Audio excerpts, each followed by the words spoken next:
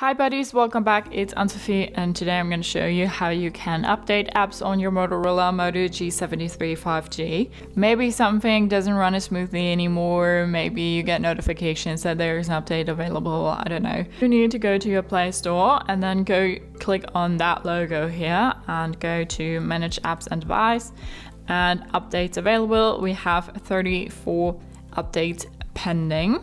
We can see details here, update all. I'm going to click on see details and then we have an overview of all the apps that can be updated. So we're going to go ahead and just update, I don't know, the Android Auto here, just as an example. Installing. And now it's gone and we have 33 updates left.